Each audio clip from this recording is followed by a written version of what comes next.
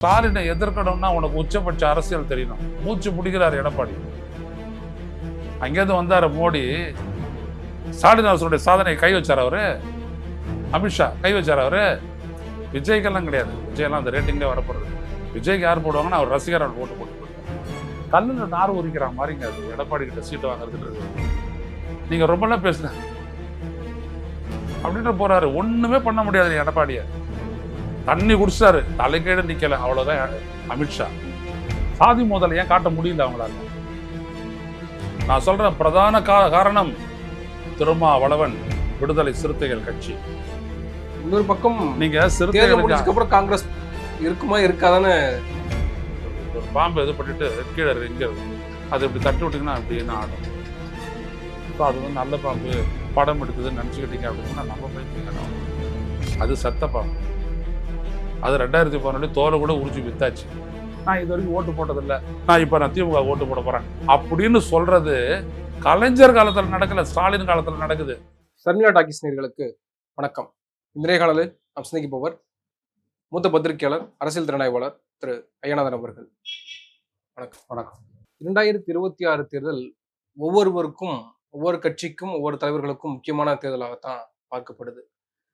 முதலமைச்சர் மு.க. ஸ்டாலினுக்கு மீண்டும் ஒரு முறை நம்ம ஆட்சிக்கு வரணும், திமுக 2வது முறையாக ஆட்சி அமைச்சதில்லை அப்படின்ற ஒரு பேர், அது வந்து நம்ம பிரேக் பண்ணணும்.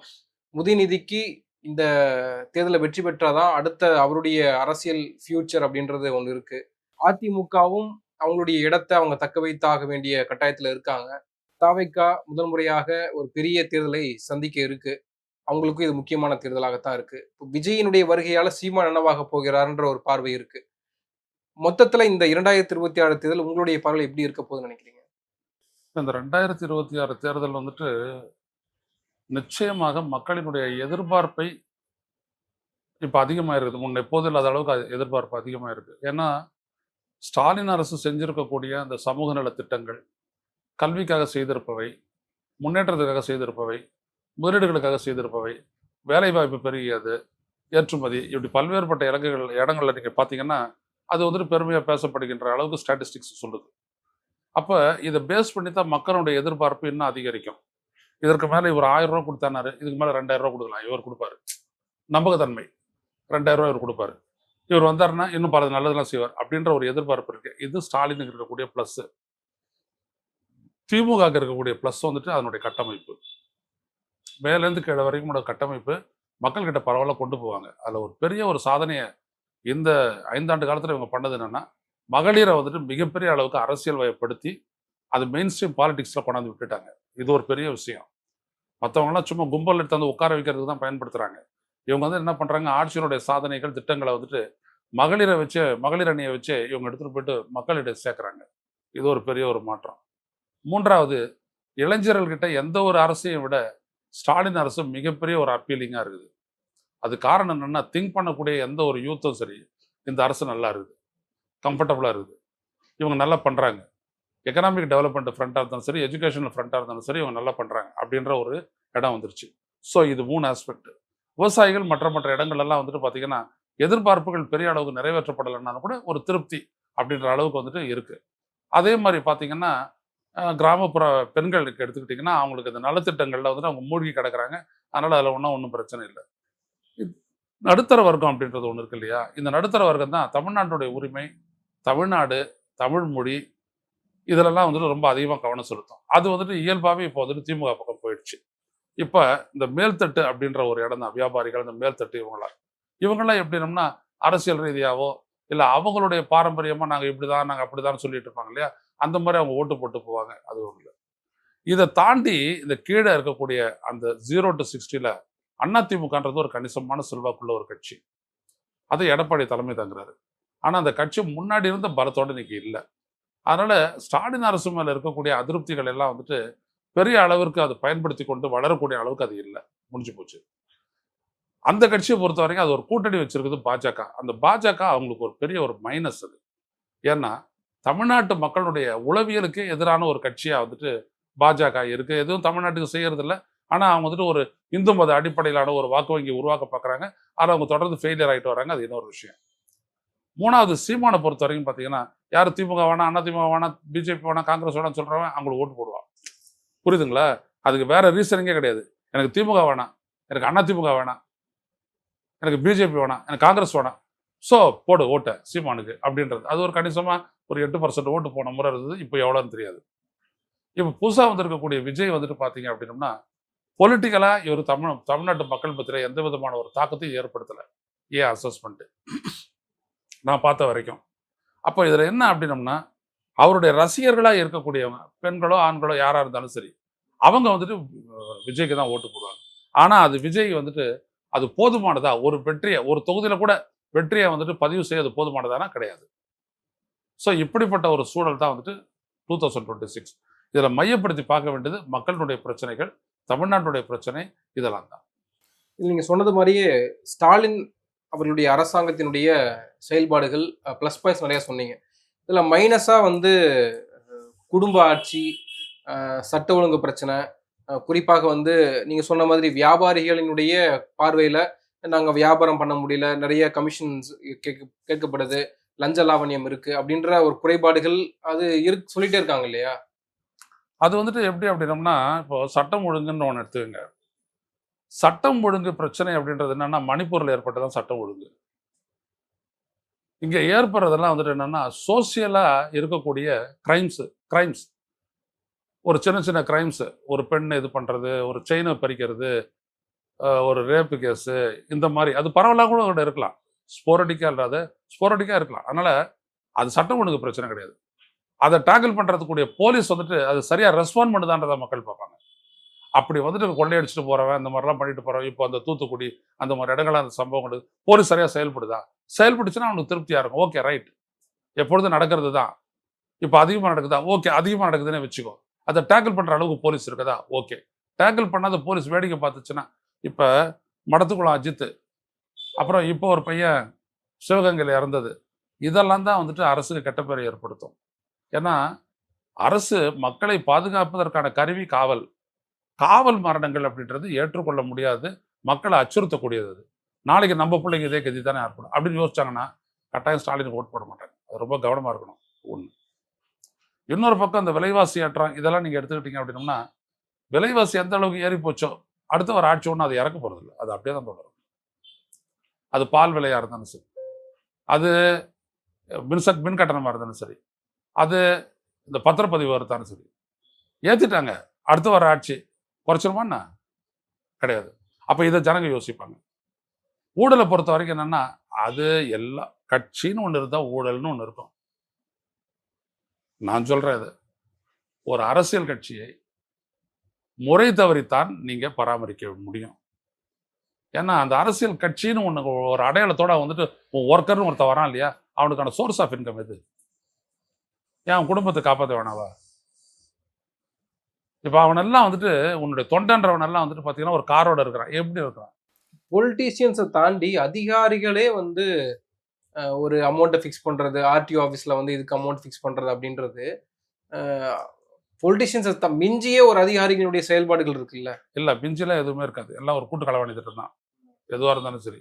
அது மணல் கொள்ளையா இருந்தாலும் சரி, கள்ளச்சாராயமா இருந்தாலும் சரி, இதெல்லாம் கூட்டு களவாணி வேலை தான். அதனால தனியா வந்துட்டு அதிகாரி எப்போதுமே சம்பாதிக்க மாட்டான். அவனுக்கு உங்களுடைய ஆதரவு இருந்ததுன்னா தான் அவன் சம்பாதிப்பான். அதனால வந்து ரிலேட்டிவ் அவன் ட்ரான்ஸ்ஃபர் பண்ணுவானே, அவனுக்கு ஷேர் தரலன்னா. அதனால அதெல்லாம் அப்படிதான் நடக்கும். அது வேற கதை. அது வந்து இந்தியா முழுவதும் பரவி கிடக்கக்கூடிய ஒரு விடயம் தான். ஊழல் அப்படின்றது எல்லா இடத்துலயும் அப்படியே பரவி கிடக்குது. ஏன்னா அரசியல் கட்சி அரசியல் நடத்தணும்னா அது அப்படிதான் போகும். இன்னொரு அடிப்படை என்ன அப்படின்னா, பெண்களுக்கான பாதுகாப்பு இருக்கா இல்லையா? அத வந்துட்டு நம்ப இப்படி வந்து நம்ம பேசிட முடியாது. பெண்கள் கிட்ட போய் தான் பேசணும். பேசுனீங்கன்னா பெண்கள் என்ன சொல்றாங்க? பரவாயில்லன்னு சொல்றாங்களா? ஓகேன்னு சொல்றாங்களா? நல்லா இருக்குன்னு சொல்றாங்களா? அதுக்கேத்த மாரி ஓட்டு விடுவோம். ஏன்னா பெண்கள் ரொம்ப சென்சிட்டிவானவங்க. அவங்க மட்டும் வெளில போயிட்டு வர்றத வந்துட்டு சேஃப்ன்னு நினைக்க மாட்டாங்க. பிள்ளைங்கள சேர்த்துருக்குறோமே இதற்காக கல்லூரிகள்ல, ஹாஸ்டல்ல இருக்கிறாளே பத்திரமா இருப்பாளா? அது எப்பொழுதும் அவங்களுக்கு ஒரு கன்சர்னாவே இருக்கும். அந்த இடத்துல இந்த அரசு எப்படின்றத அவங்கள கேட்டா தான் சொல்ல முடியும். அது வெளிப்படையா காட்ட மாட்டாங்க. அது ஒரு பெரிய முக்கியமான ஒரு ஆஸ்பெக்ட். ஆனா இதெல்லாம் என்கரேஜ் பண்ற அளவுக்கு எதிர்க்கட்சிகள் இருக்கணுமே. யார் இருக்கிறது? சீமானா? கிடையாது. அவர் ஆட்சிக்கு வரமாட்டாரு. விஜயா? ஆட்சிக்கு வரமாட்டாரு. அப்ப வரக்கூடிய ஒரே ஒரு ஆள் யார் அப்படின்னம்னா, ஆஹ், அஇஅதிமுக பாஜக கூட்டணி தான். அஇஅதிமுக பாஜக கூட்டணிக்கு வந்துட்டு ஸ்ட்ரென்த் இல்லை. ரெண்டாவது, அவங்களுக்கு வந்துட்டு இந்த கிரெடிபிலிட்டி இல்லை, நம்பகத்தன்மை இல்லை. நம்பகத்தன்மை ஸ்டாலின் பெற்றிருக்கிற அளவுக்கு நீங்க தமிழ்நாட்டில் எந்த தலைவருமே பெறல. நீங்களே சொல்லியிருக்கீங்க இல்லையா, எடப்பாடி நம்ம சாதாரணமாவும் இட போட முடியாது. எடப்பாடி கட்சி ரீதியா சொல்றேன், அரசியல் ரீதியா சொல்றேன். அவருடைய கட்சியை அவர் காப்பாத்திடுவார். பிஜேபி நினைச்ச மாதிரி அது அதிமுக முழுகிட முடியாது. அந்த இடத்துல ஒரு ஏவிட்டுன்னு சொல்லியிருக்கிறேன். மக்கள் மத்தியில் அவர் ஒரு தலைவரை எமர்ஜ் ஆகலையே, அது ரொம்ப பெரிய ஒரு விஷயம். இப்போ நம்மளுடைய சைட் இருக்குது, நம்ம உயர்ந்த விஷயம்லாம் பேசலாம், நான் பேசலாம், நீங்க வந்து இன்டர்வியூ எடுக்கலாம். என் மேல ஒரு கிரெடிபிலிட்டி இருக்கணும். இவர் யாரு, இவர் பேசுற அரசியல் சரியா, அவன் புத்தியை கொண்டு யோசிப்பான். சும்மா வந்துட்டு இவர் பேசுறாரு, இவர் என்டர்டெய்னர்னா நான் ஜோக்கரா இல்லை நான் விஜயா, அப்படிலாம் கிடையாது. விஜய்னா ஒரு அட்ராக்டிவ் ஃபிகர் என்ற அடிப்படையில் நான் சொல்ல வரேன். அப்படிலாம் நான் கிடையாது. அப்ப நான் பேசக்கூடிய அரசியல் வந்துட்டு வலிமையா அவங்களுக்கு வந்துட்டு உணர்த்தக்கூடியதா இருக்கணும். அப்பதான் என்னுடைய வீடியோஸ் வந்துட்டு பார்ப்பாங்க, இல்லாட்டி பார்க்க மாட்டாங்க. இல்லாட்டி சங்கீகம் சொல்றாங்க பாரு, இவர் எல்லாத்தையும் பத்தி பேசுவாரு, இவர் வந்துட்டு சொம்பு, இவர் வந்துட்டு அண்டான்னு சொல்றாங்க. அது ஏன் எடுபட மாட்டேங்குது? இந்த கிரெடிபிலிட்டி தான், இந்த கிரெடிபிலிட்டி தான் ஸ்டாலின் சம்பாதிச்சிருக்கிறாருன்ற. இவர் ஸ்டாலின் போன முறை ஒரு பண்ணாரு, நீங்க உங்களை எவ்வளவு பேர் கவனிச்சீங்கன்னு தெரியாது. திருச்சியில ஒரு மாநாடு நடத்துச்சு, இப்ப இல்ல, அப்ப போன தேர்தலுக்கு முன்னாடி. திருவாரூர்ல முதல் கூட்டத்தை பேசும்போதே, என்னை நம்புங்கள், நான் உங்களை கைவிட மாட்டேன்ட்டார் அவரு. இதே இவர் போற இடமெல்லாம் உங்களுடைய அண்ணனா இருந்து நான் பண்ணுவேன் பண்ணுவேன் பண்ணுவேன்னு சொல்லிட்டு இன்னைக்கு எது பண்ணாலும் இவர் பண்ணுவாருன்ற இடத்துல வந்து நின்ட்டாரு. இப்ப விஷன் டாக்குமெண்ட், முன்னோக்கு திட்டம் 2030 அப்படின்னு வெளியிட போறாரு. நீங்க பாருங்க, நாடு முழுவதும் அது பேசப்படுதா இல்லையா பாருங்க. ஏன் அப்படின்னா, ஸ்டாலின் சாதிப்பான் அப்படின்னு ஒரு எண்ணத்தை உருவாக்கிட்டாரு. எங்க அண்ணன், அப்பா, நான் ஸ்கூல்ல படிக்கிறேன்னா இந்த மாதிரி அதெல்லாம் மறுக்க முடியுமா எடப்பாடி பழனிசாமியால? அவர் மட்டும்தான் இன்னைக்கு ஒரு கிரெடிபிள் லீடர். இவருக்கு எதிராக வலிமையா பேசக்கூடிய, போராடக்கூடிய, பரப்புரை செய்யக்கூடிய ஒரு தலைவர்னா எடப்பாடி பழனிசாமி தான். மற்றதெல்லாம் சும்மா மக்க மந்தாரம், சி.வி. சண்முகம் மாதிரி எல்லாம் வந்துட்டு எங்கேயோ பேசுனா எங்கேயோ எதையோ தேடிட்டு இருக்கிற, அது வேற. தரம் தாழவே கூடாது. நீங்க யாரா இருந்தாலும் ஒரு பெண் அப்படின்னு தான் நீ பார்க்கணும். புரியுதுங்களா? இப்ப நம்மளாம் எப்படி கஷ்டப்படுறோம் அதுல. ஏன்னா ஒரு மனிதனுடைய ஒரு அங்கம் வந்துட்டு ஆணோ பெண்ணோ இப்படிதான். ஆனா அது வேற. இவர் எடப்பாடியோட எச்சரிக்கையா இருக்கிறார் பாருங்க, எப்படி பேசுறாரு பாருங்க எல்லாத்துக்கும். ஸோ இவர் மட்டும் தான் கவுண்டர் கொடுக்கும். அவருக்கு அந்த கிரெடிபிலிட்டி இருக்கானா? இல்லை. அவர் ஆட்சியில் அவர் செய்யல. இவர் செய்யற திட்டங்கள் எல்லாம் இலவச திட்டங்கள், செய்ய முடியாது, நடைமுறைப்படுத்த முடியாது அப்படின்னு சொல்லிட்டு பிறகு அவரே வராரு. அதே மாதிரி தான் விஜயம் வராரு. இவங்களை கண்டுக்க மாட்டாங்க ஜனங்க. இதான் இங்க இருக்கிற ஒரு பெரிய பிரச்சனை. மூணாவது, திமுக அது பண்றான், திமுக இது பண்றான், இது எடப்பாடி பெருசா காட்டுறாரு. எடப்பாடி, அப்புறம் இந்த அண்ணாமலை, இவங்கெல்லாம் அது பெருசா காட்டுறாங்க. உண்மை என்ன அப்படின்னம்னா, ஒருவேளை திமுககாரங்க இந்த பரப்புரை ஃபைனல் ஸ்டேஜஸ்ல அதெல்லாம் சொல்லுவாங்கன்னு நினைக்கிறேன். கிரிமினல் இல்லாத இடமே கிடையாது, கிரைம் இல்லாத சமூகமும் கிடையாது. யாரெல்லாம் உன்னுடைய கட்சியில் இருக்கிற கிரைம் என்ன அப்படின்றதெல்லாம் எடுத்து விட்டாங்க அப்படின்னா கதையை மாறிடும். ஸ்டாலின் என்ன பண்றாரு தெரியுமா? திமுக என்ன பண்றாங்க தெரியுமா? இதை அப்படியே விட்டுரு, அவன் எதனா குற்றச்சாட்டு போட்டான், பாசிட்டிவா பேசுது அப்படின்றான். இப்ப இந்த பாசிட்டிவ் வீட்டுக்கு வீடு கொண்டு போ அப்படின்றாரு. அவர் அதான் சொன்னாரு. கடைசியா அந்த ஒரு பெரிய ஒரு மாநாடு கூட்டினார் அவரு. அதுல என்ன சொல்றாரு பாருங்க கட்சிக்காரங்கிட்ட, நம்ம ஆட்சியுடைய சாதனை வீட்டுக்கு வீடு எடுத்துட்டு போய் சேர்த்துரு, அது போதும், நம்ம தான் அடுத்தது அப்படின்றாரு. இது ரொம்ப ஒரு தன்னம்பிக்கை உள்ள ஒரு தலைவனுடைய பேச்சு. பேப்பர்ல அட்வர்டைஸ்மெண்ட் கொடுத்தாரு. யாராவது எதிர்த்து பேச முடிஞ்சா? ஒரே ஒரு வீடியோ காட்ட முடியுமா? ஸ்டாலின் இதெல்லாம் சொன்னாரு, இது அவ்வளவு போயிரு. அண்ணாமலையார் பேச முடிஞ்சுதா? நயனா நாகேந்திரனால பேச முடிஞ்சுதா? எடப்பாடி பழனிசாமியால பேச முடிஞ்சுதா? அப்ப இதுதான் வந்துட்டு ரொம்ப ஃபோக்கஸான ஒரு விஷயம். அதாவது காத்திரமான செயல்பாடுகள்னு சொல்லுவாங்கல்ல, நம்ம ஈழத்தமிழர்கள் சொல்லுவாங்க, காத்திரமான செயல்பாடுகள், காத்திரமான அப்படின்ற நடவடிக்கைகள்னு. காத்திரமான செயல்பாடு தான் ஸ்டாலினுடைய ஆட்சி. அவர் ஒன்றும் இல்லை. அவர் எல்லாத்துக்கும் பின்னாடியும் அவர் ஒரு நிபுணத்துவத்தை வந்துட்டு கையாளுறாரு. அவங்களுடைய ஆலோசனை கேட்கிறாரு, அதை அவர் செய்யறாரு. பொசுகுணத்துக்கு 5000 ரூபாய் போட்டாரு அப்படின்னு இவங்க சொன்னாங்க. அப்படிப்பட்ட சிந்தனை ஏன் மற்றவங்களுக்கு வரல? ஏன் அவருக்கு வந்துச்சு அப்படின்னா, கட்சியை மீண்டும் கொண்டு வந்துடுறது வேற, அது ஒரு சாதனை ஆட்சியா தொடர்றதுன்றது வேற. கவனிங்க, இதான் ஸ்டாலினுக்கு இருக்கக்கூடிய சவாலை அவர் வென்ற விதம். என்னது ஆட்சி செஞ்சதுன்றது இல்லை, சாதனை ஆட்சி. இப்ப இன்னைக்கு சொல்றாரு, ஒரு இதை ஒன்று போட்டுட்டு என்ன பண்றாரு, ஜவுளி ஏற்றுமதி 21% கான்ட்ரிபியூஷன் தமிழ்நாடு. இந்த 5 ஆண்டுகள வளர்ச்சி 29%. இது தான் போய் நிக்கும். பெண்கள் அதிகமா எம்ப்ளாய்மென்ட் பெறுற மாநிலம் தமிழ்நாடு. அது ஒரு சொல்ல மறந்துட்டாரு. நான் சொல்றேன் அது. அதிகமா பெண்கள் எம்ப்ளாய்டா இருக்கிற மாநிலம் தமிழ்நாடு. இதெல்லாம் ஒரு பெரிய விஷயம். நீங்க இவங்கெல்லாம் சும்மா கிண்டல் அடிச்சிட்டு இருந்தாங்க. இலவசமா பஸ் ஆயிப்புன்ட்டு விஜய் எல்லாம் டான்ஸ் எல்லாம் கூட ஆடி காட்டாங்க. எங்களுக்கு அது வேணாம் போ அப்படிலாம் சொல்லிட்டு டான்ஸ் எல்லாம் ஆடிட்டு இருந்ததுங்க இந்த மடகு ஊதிங்கெல்லாம். கடைசியில் என்ன ஆச்சு? இப்ப அவங்களே சொல்றாங்க எல்லா பஸ்லயும் எல்லாரும் எங்க வேணாலும் போலாமா. 2500 கொடுப்போன்றாங்க. ஏன் அப்படின்னோம்னா இதெல்லாம் கணக்கில்லாத பேசுறது. புரியுதுங்களா? அப்படியே பட்ஜெட் ஒன்று போடுவாங்களாம் 30% அப்படியே ஸ்டாலின் வீட்டுக்கு போகணும். அதாவது பட்ஜெட் போட்ட பணம் எவ்வளோப்பா இருக்குது? 4.5 லட்சம் கோடி இருக்குதுங்க. சரி, நீ வந்துட்டு 30% அதில் இருந்துட்டு அப்படியே ஒரு 80 கோடி எடுத்துட்டு போயிட்டு வீட்டில் வச்சிரு. இதுங்க அப்படி பேசுதுங்க. லூஸு. இது சினிமாவில் நடிச்சுட்டு பணம் வாங்கிட்டு வராங்கல்ல, கேஷில் பாதி செக்கில் பாதி அப்படின்னு அந்த மாதிரியே ஒன்று யோசிக்கிறாரு. அப்படிலாம் ஒன்றுமே இருக்காது. புரியுதுங்களா? எல்லாமே நம்பர்ஸ் தான். நம்பரை திருடி எடுத்து போய் வீட்டில் வைப்பியா நீ? எவ்வளோ பெரிய லூஸு பாருங்க. நேற்று நான் தெரிஞ்சுக்கிட்டதுன்னு பேசி இன்னைக்கு காத்தால பேசுறாரு விஜய். அப்படிதானே பேசினாரு அவரு. கரெக்டா பொறுத்தது இல்ல. இதுல ஒரு ஸ்டாலினை எதிர்க்கணும்னா உனக்கு உச்சபட்ச அரசியல் தெரியணும். மூச்சு பிடிக்கிறாரு எடப்பாடி. அங்கேருந்து வந்தாரு மோடி. ஸ்டாலின் அரசுடைய சாதனை கை வச்சார் அவரு. அமித்ஷா கை வச்சார் அவரு. ஊழல், குடும்ப ஆட்சி யாரு? இவருடைய பிள்ளை எடுத்துட்டு போயிட்டு ஐசிசியில் உட்கார வச்சிருக்கிறாரு. அவர் இந்தியாவுக்காக ஆடி அந்த ஆளுனா ஷா, இவருடைய புள்ள ஷா, ஜெய்ஷா இந்தியாவுக்காக ஆடி 30 செஞ்சுரி அடிச்சவர் அவரு. கேக்குறேன், ஒன்றும் கிடையாது. உன் புள்ள அங்க போயிட்டான். அவ்வளவுதான் விஷயம். உங்களை ஒருத்தரும் இதான் பண்ணிட்டு இருக்கிறீங்க. இந்தியாவில் எல்லாருமே பிள்ளைய தான் ப்ரொமோட் பண்றீங்க. வேற ப்ரொமோட் பண்றது உங்களுக்கு என்ன அறிவு இருக்குது? இப்போ ஸ்டாலின் ஒன்று செய்யறாருன்னா மக்கள்கிட்ட அவன் வந்துட்டு நிக்கணும். உதயநிதி ஸ்டாலின் வந்து நிக்கிறாருல்ல. இப்போ இந்த ஸ்போர்ட்ஸு ஈவெண்ட்டு இவ்வளோத்தையும் மேனேஜ் பண்ணிருந்தாரு. இளைஞர்கள் மத்தியில் உதயநிதியை போயிட்டு கேட்டால் என்ன சொல்லுவாங்க? ஏன் நல்லா தானே பண்ணுறாரு, என்ன குறை அப்படின்வாங்க. ஏன்னா அவருக்கு கொடுத்த பொறுப்பை அவர் செஞ்சிருக்கிறாரு, அவ்வளோதான். இன்னொரு மினிஸ்டர் ஒருத்தர் இருக்கிறாரு.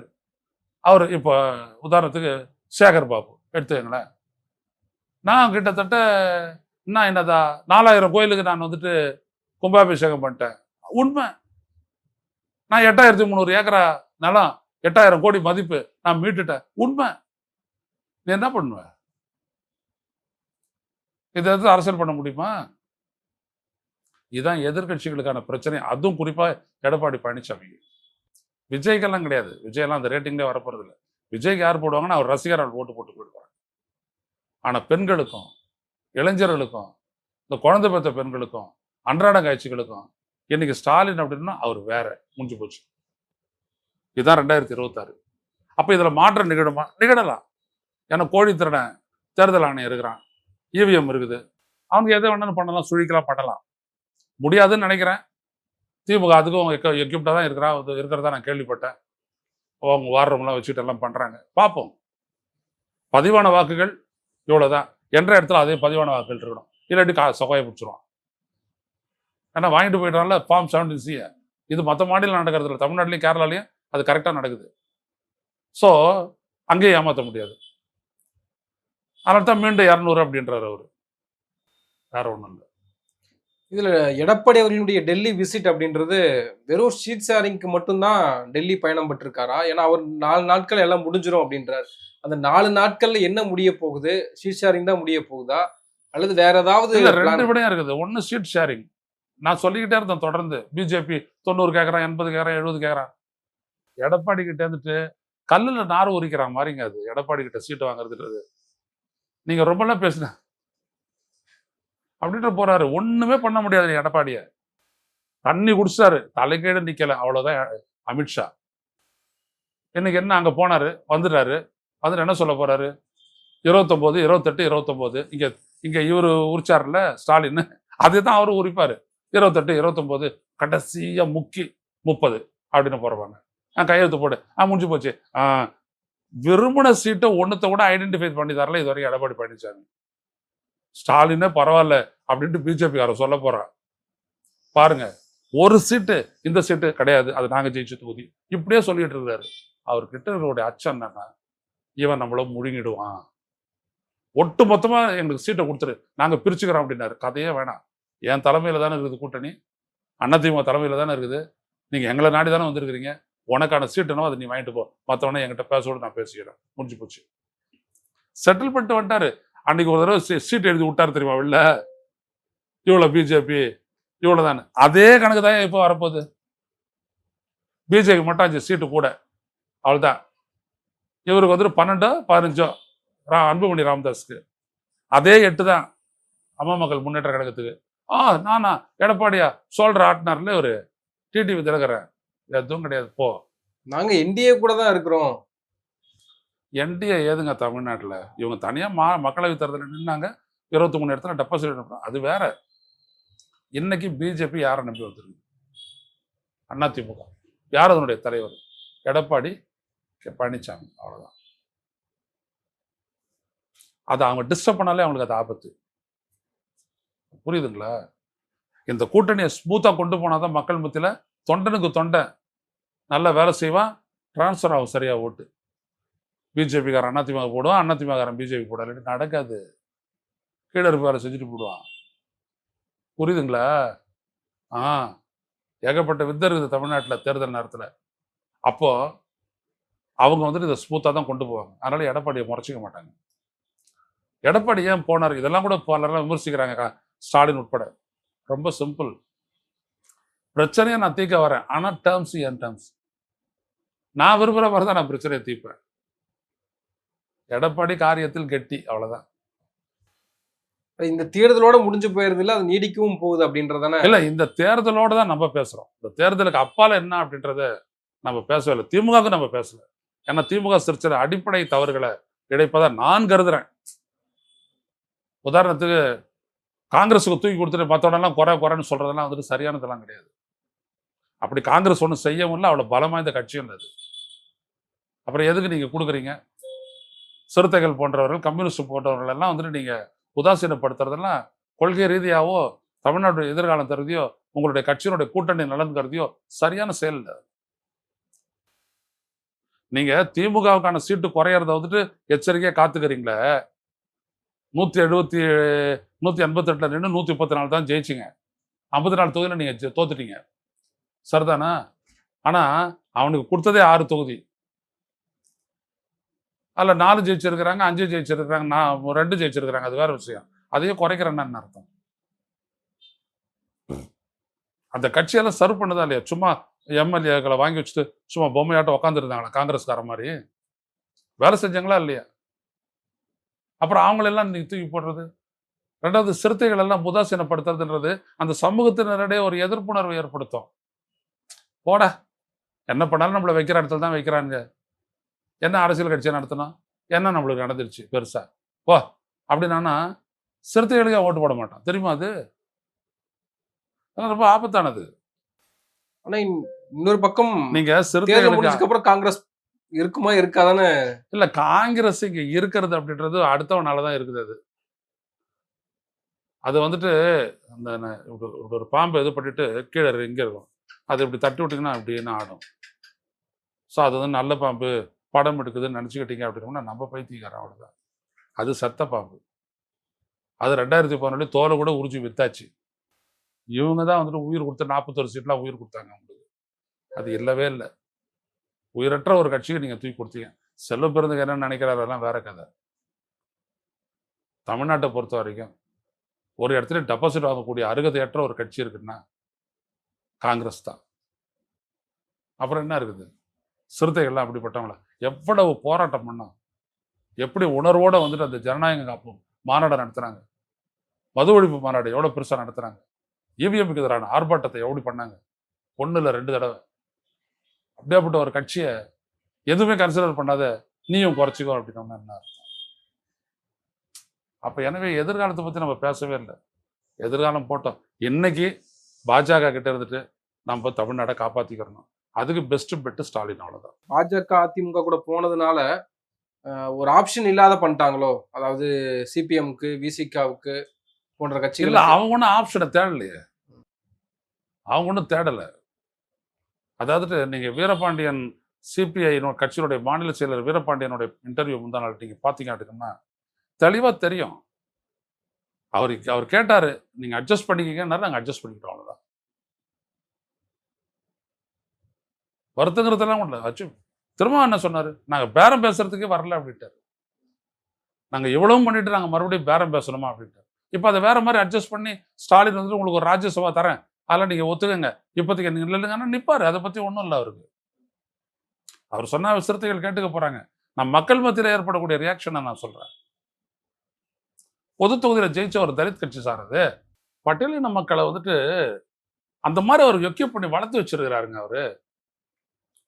இன்னைக்கு தமிழ்நாட்டுல சட்டம் ஒழுங்கு பிரச்சனை, இவ்வளவு பெரிய பிரச்சனை இவரு ஸ்டாலினுக்கு அரசுக்கு எதிராக இவ்வளவு காட்டுறாங்களே, சாதி மோதலை ஏன் காட்ட முடியல அவங்களால? நான் சொல்றேன், பிரதான காரணம் திருமாவளவன் விடுதலை சிறுத்தைகள் கட்சி. எல்லாத்தையும் ஒரு இணக்கப்பாட்டோட ஒரு சமூக வாழ்க்கை வாழணும், கொடியை ஏத்து, குரல் கொடு, கட்சியை மேல கொண்டு போ, இயக்கம் கட்டு, உரிமைக்காக போராடு, எல்லாம் நேர்த்தியான ஒரு வழியில நடக்குதா இல்லையா? சொல்லுங்க பாப்பா. விட்டு தராத பண்றாருங்க அவரு. அதே நேரத்துல கட்டுப்பாடா கொண்டு போறாரு, அரசியல் வயப்படுத்துறாரு, எப்படி எல்லாத்தையும் பெறணும் அப்படின்றத காட்டிட்டாரு. இது ஒரு பெரிய பிளஸ் சார். உணரலன்னா என்ன பண்றது நீங்க? நான் ஏன் உணர்றேன்? எனக்கு என்ன இருக்குது? நான் எம்பி ஆக போறேன்னா எம்எல்ஏ ஆக போறேன்னா ஒரு மட்டையும் கிடையாது. எனக்கு இவிஎம்ல இருந்துட்டு தமிழ் இந்தியா காப்பாத்திட்டேன்னா எனக்கு வேற வழியே இல்லை. ஈழத்தையாவது அப்புறம் பார்த்துக்கலாம். இந்தியா முதல்ல ஜனநாயகத்தை காப்பாத்திட்டேன்னா போறோம். எனக்கு அதுக்கப்புறம் ஒன்றும் வாழ்க்கையில் ஆம்பிஷன்லாம் ஒன்றும் கிடையாது. அவ்வளவுதான். புரியுதுங்களா? எப்படி போராடுறாரு பாருங்க அவரு. ஒரு சிறுத்தை எப்படி பண்றான் பாருங்க. 2000 பேர் சேர்ந்தோம் சார் அங்க வள்ளூர் கோட்டத்தில் இவிஎம்க்கு எதிராக.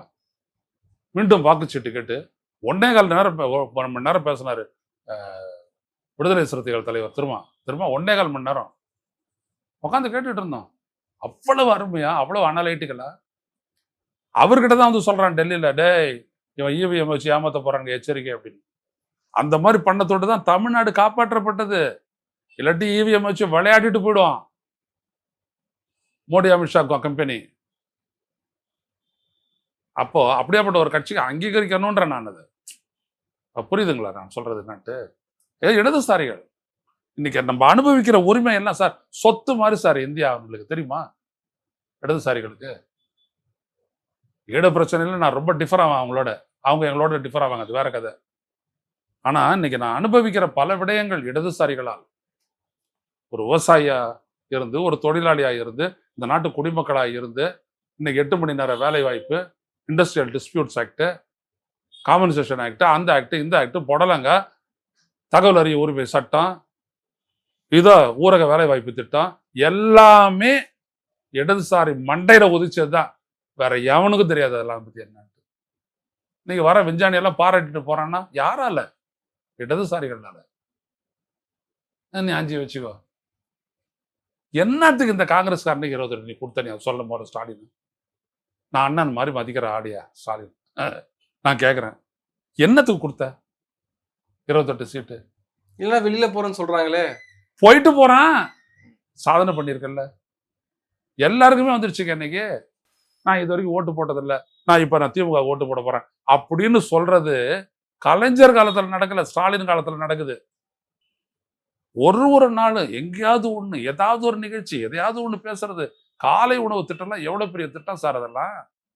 கவலைப்படாத போக மாட்டீங்க, வேலைக்கு போலாம், பிள்ளைங்களை கிட்ட அனுப்பி விடு, இவன் ஒரு பக்கம் வேலைக்கு போவான், அவ ஒரு பக்கம் வேலைக்கு போவான், இதுங்க போயிட்டு சாப்பிட்டுட்டு படிச்சுட்டு வருது. உங்களுக்கு ஒரு மனிதனுக்கான கவலையற்ற ஒரு வாழ்க்கையை கொடுக்கறதுன்றது பெரிய விஷயம். அடுத்த முறை ஸ்டாலின் ஒன்றும் வேணாம், நான் இந்த கால ஆப்ரேஷன் ஆகி கிடக்குறேன், 2 லட்சம் ரூபாய் முதலமைச்சருடைய உயர் மருத்துவ சிகிச்சை காப்பீட்டு திட்டத்தின் கீழ் நான் பண்ணியிருக்கேன். இல்லாட்டி எனக்கு என்ன இருக்குது, 75,000 கட்டினது என் பொண்ணு, வேற என்ன இருக்குது? மிச்சம் மீதி பணத்தையும் வந்துட்டு வைவ் ஆஃப் பண்ணு அப்படின்னு சொல்லிட்டு போயிட்டாரு என் நண்பர் மா சுப்பிரமணியன். அப்படித்தான் இங்க வந்து உக்காந்துட்டு இருக்கிறான். இப்ப சொல்லுங்க, நானு கொள்கை கட்சி எல்லாத்தையும் விடுங்க, என் தனிப்பட்ட வாழ்க்கையில் இது நடந்திருக்குதா சார்? நான் மறப்பேனா? மனசாட்சியோட மனிதனாக நான் மறப்பேனா? நான் போயிட்டு உதயசூரியனுக்கு தான் அமைக்கிட்டு வரோம் தானே, என்ன பண்ணுவேன்? நீ பார்த்துருக்கிறல்ல இந்த கண்ணுக்கு முன்னாடி 5 வருஷம் புதுவையில் இருக்கான். இந்தாண்ட ஹாஸ்பிட்டல் இது பண்ணிக்கிட்டு திட்டத்தை இது பண்ணிக்கிட்டு போய்கிட்டே இருக்கிறான். எல்லாம் ஒரு பெரிய விஷயங்க அதெல்லாம். ஆக்சிஜனோட போராடிக்கிட்டு இருந்த போது, இந்த நாடே போராடிக்கிட்டு இருந்த போது, ஆட்சிக்கு வந்த ஸ்டாலினும் மா சுப்பிரமணியமும் கடகடன்னு அதை தீர்த்தானுங்களே. இல்லாட்டி எவ்வளவு உயிர் போயிருக்கும், மறக்க முடியுமா? யோசிச்சு பாருங்க. இதுவரைக்கும் இல்லாத அளவுக்கு நெல் கொள்முதல் நடந்திருக்கா இல்லையா? இப்படி பல விடயங்கள். அதான் சொல்ல வரேன், சாதனையை ஒரு போர்வாளாக வச்சுக்கிட்டு இவர் இறங்குறாரு. மற்றவங்களுக்கு அது இல்லை, குறைகளை மட்டுமே பேசிக்கிட்டு எதிர்த்து நிற்கிறாங்க. இதுதான் வித்தியாசம். ஸோ 2026 தீர்மானிக்க போறது ஸ்டாலின் வர்சஸ் அதர்ஸ். நன்றி, நிறைய விஷயங்களை பகிர்ந்திருக்கீங்க. உங்க நேரத்துக்கு மிக்க நன்றி.